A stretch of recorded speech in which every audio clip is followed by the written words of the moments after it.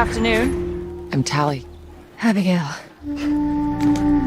hope I'm not keeping you from something. I'm glad you've come. Meeting you has made my day. Oh, how pleasant and uncommon it is to make someone's day.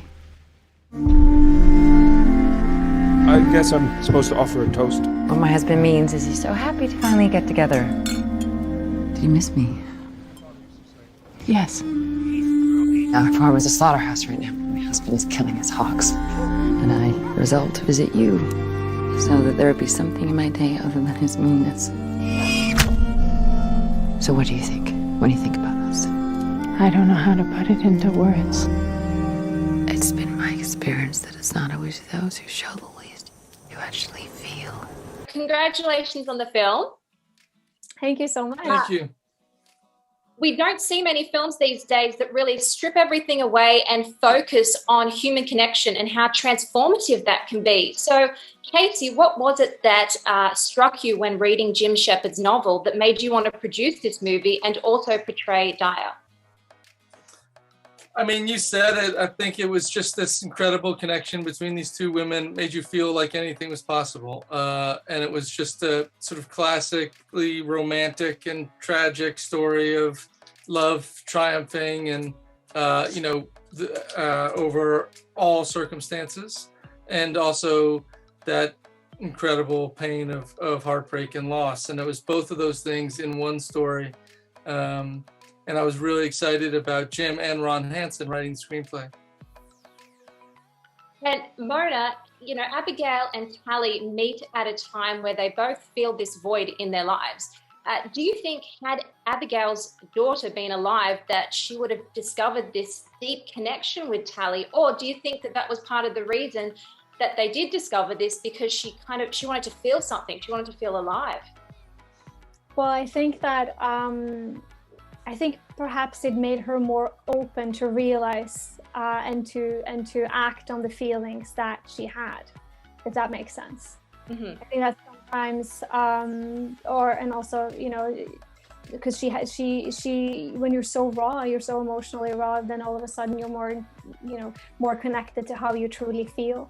And if somebody touches you, it has a stronger effect in a way. And I think that, I think it just made her more open to really acknowledge it, even though I think she would have always had the same feelings about Tally, regardless of what had happened before. And a question for both of you, what does this movie tell us about love and the different types of love we can have? Can you be in love with two people at the same time? Yeah. Go ahead, Casey. I think it says a lot about love. I mean, the central relationship is this relationship between Catherine and Vanessa, but it's also a story about parental love and loss. It's a story about like a love between a man and a woman. It's sort of love. There's also a kind of love of language in there and words that I think that Catherine has, Catherine's character Abigail has.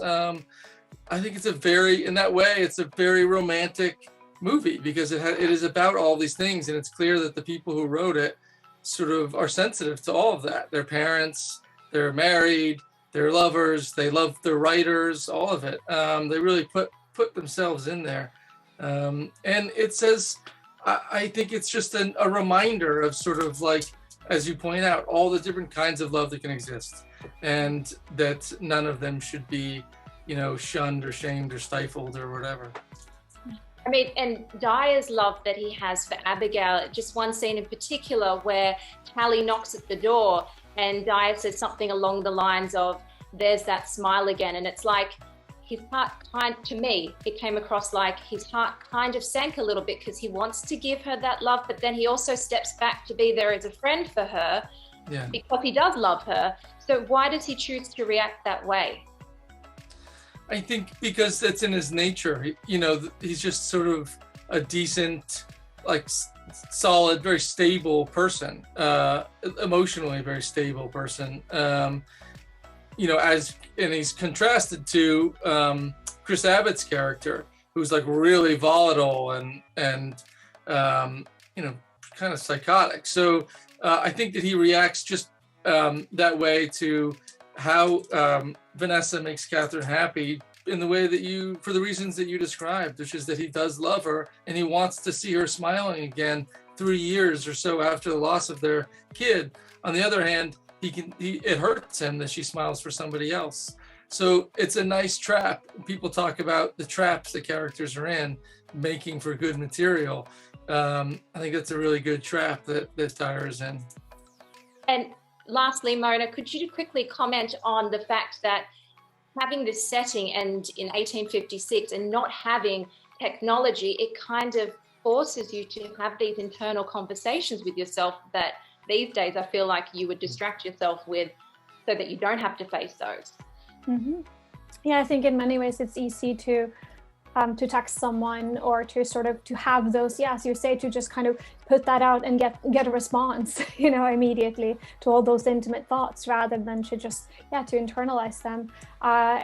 You know, and I think to a certain extent that internalization is all healthy, to sort of to sit with your thoughts a little bit and definitely to write them out, which is something that I always do a lot as well. So I think that, and then, you know, putting a love story in a period piece like this, and, you know, when you strip away all those distractions, then it is somehow, it can be easier to connect with, you know, perhaps the pure version of that love story, or a simpler one, anyways. Well, thank you so much for your time. Pleasure talking to you. Congratulations once again on such a beautiful film. Thank you. Thank you very much. Thanks.